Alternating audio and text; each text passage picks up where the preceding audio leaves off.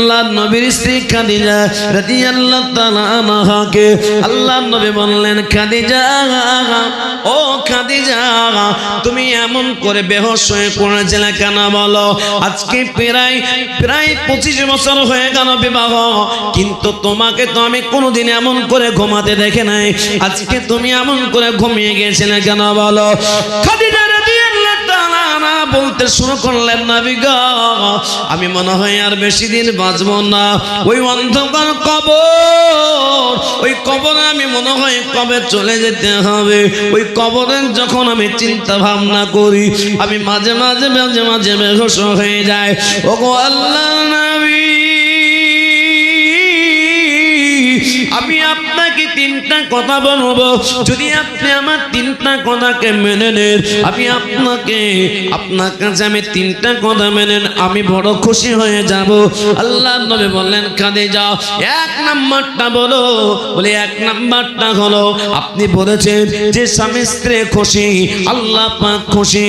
আর 2 নম্বর হলো, যখন আমি খাদিজা মারা যাব, আবার যখন কাফন পরানো হবে, আর যখন মাটির নিচে রেখে দিই, 3 মুষ্টি মাটি দিয়ে যখন সবাই বিদায় নেবে, ওগো আল্লাহর নবী, আপনাকে আমি বলবো যে কাফনটা আপনি আমার শরীরে পরাবেন গো নবী।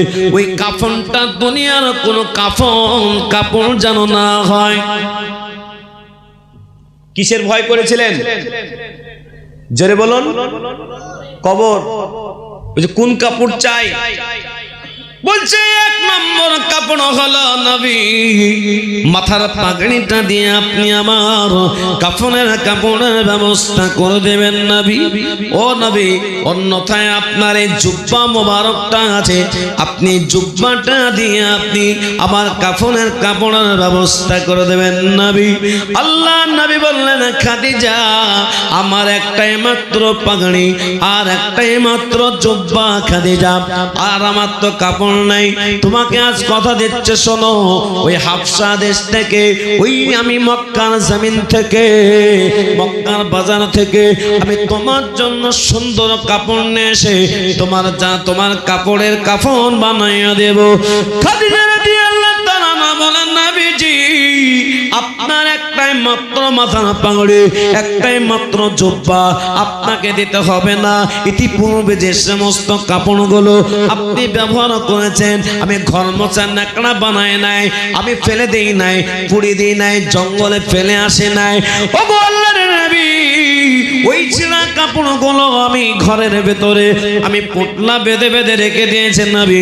ওই কাপড়গুলো আপনি খেজুর পাতার সেলাই দিয়ে দিয়ে দিয়ে দিয়ে দিয়ে আপনি আমার জন্য একটা কাফনের কাপড় বানাবেন।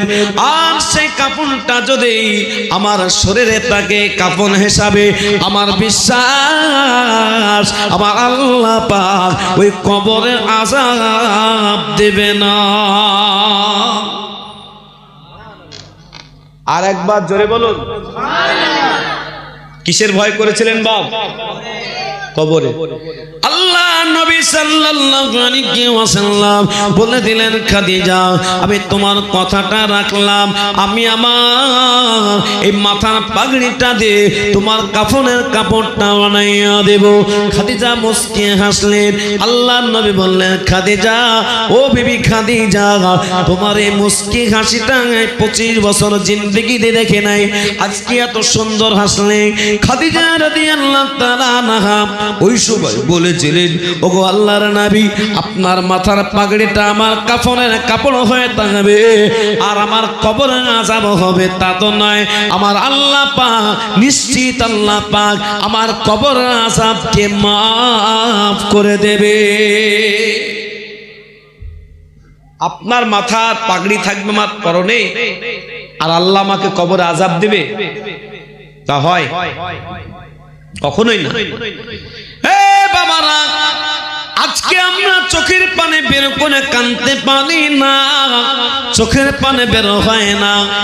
ও আল্লাহওয়ালা, কোরআন খুলুন, আল্লাহ পাক নিজে বলেন, এ আমার বান্দা বান্দী শোনো, তোমার চোখের পানির কত দাম।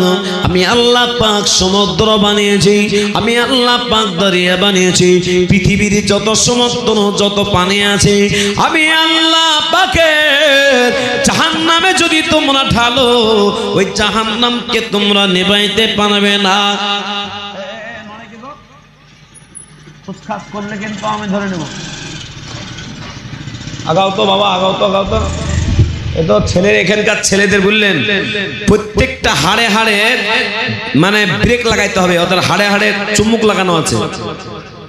এই আগাও, আর কথা বলে। এই বাবা, তুমি বড় ছেলে না, দাঁড়িয়ে গেছে না, মানা করবে। আমি সবাইকে সোজা করতে পারি বাপ, কিন্তু হিরো ছেলেদের সোজা করতে পারি না। বলে মৌলভী সাহেবদেরকে চোখ রেখেছে, চপ পালি চ, কিন্তু দেখছে কে? এই দেখছে না, দেখছে না? আল্লাহ ঠিকই দেখছে বাপ। এ বাবারা, আল্লাহ নবী সাল্লাল্লাহু আলাইহি বললেন, খাদিজা 3 নম্বরটা বলো।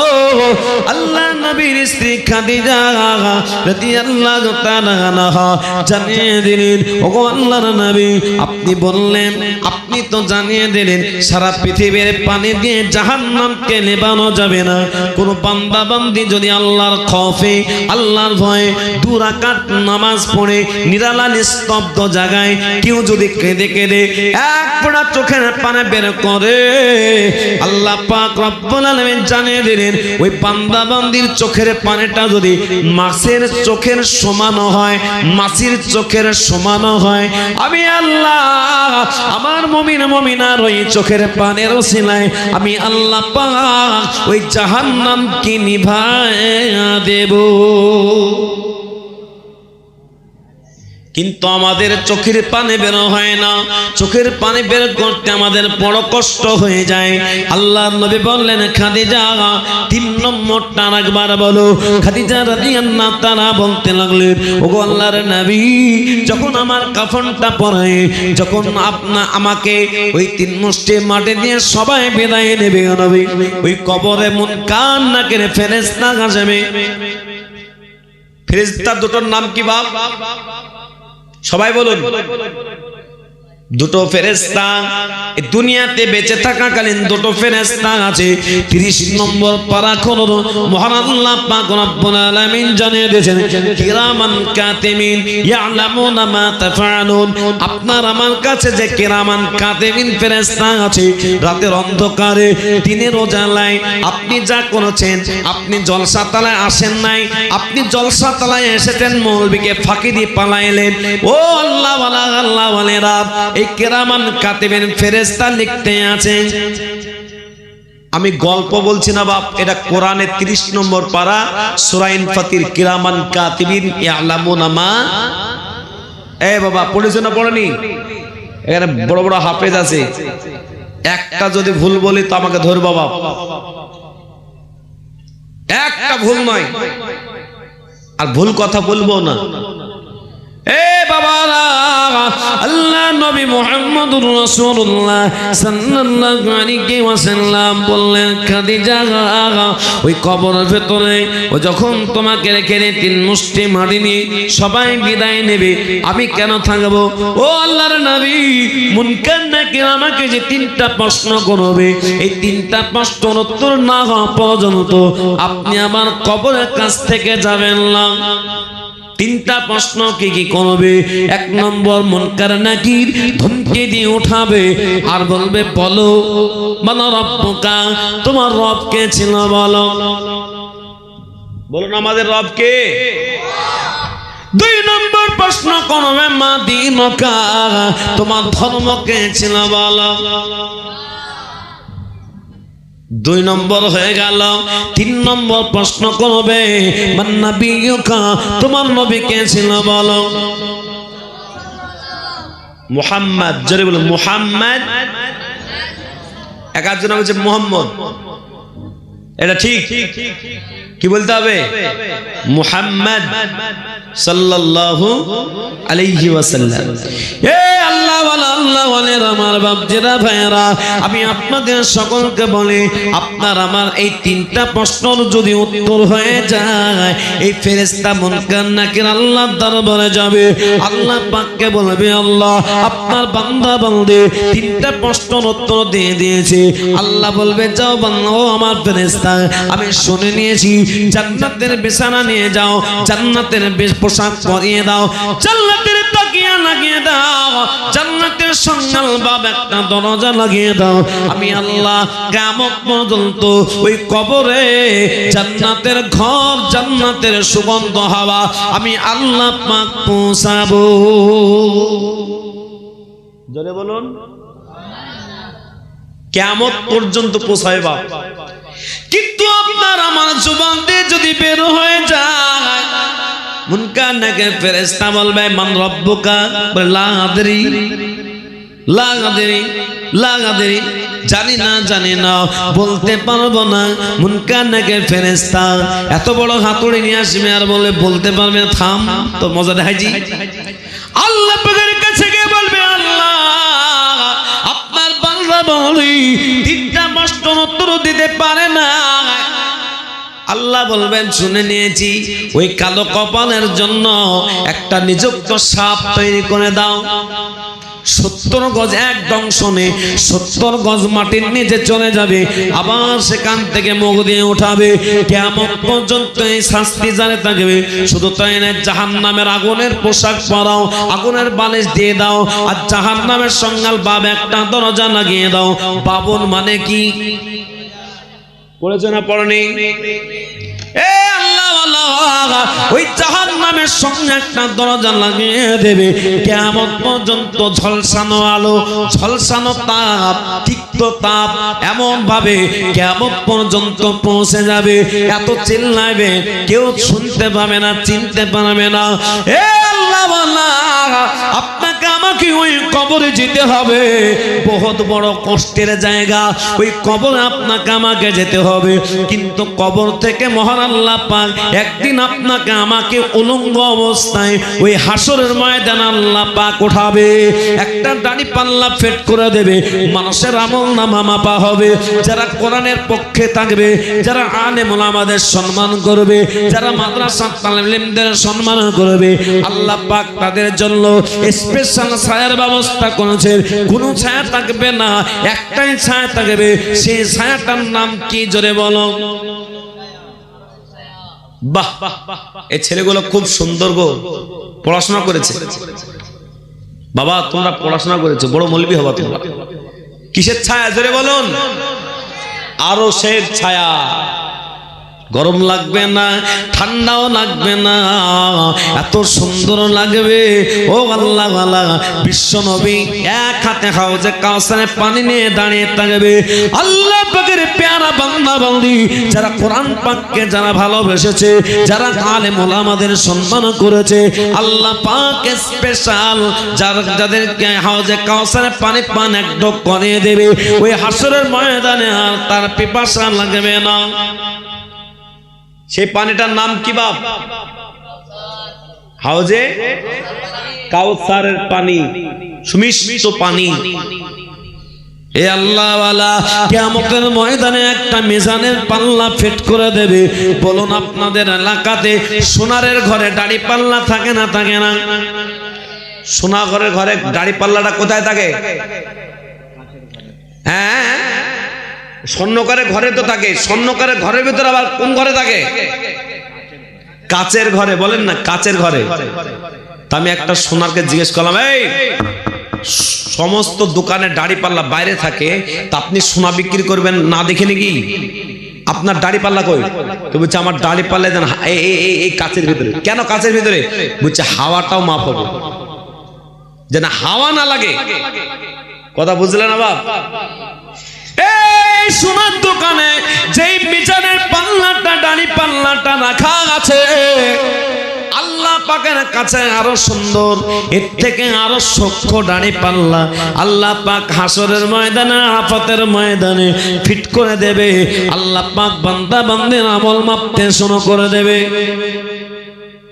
চিন্তা তাদের থাকবে না যারা কোরআনের খিদমত করেছে, তাদের যারা আলেম ওলামাদের যারা খিদমত করেছে, যারা হাফেজ ছাত্র ছোট্ট ছোট্ট নাবালক ছেলেদেরকে দ্বীন ইসলাম পড়াতে যারা সহায়তা করেছে, তাদের চিন্তা থাকবে না। আল্লাহ পাক তাদের উপরে বড় খুশি থাকবেন। বলুন সুবহানাল্লাহ। এ বাবারা, ওই আপনার মাপজোক হতে হতে একটা নেকি যদি কম হয়ে যায়, জান্নাত নসিব হবে না।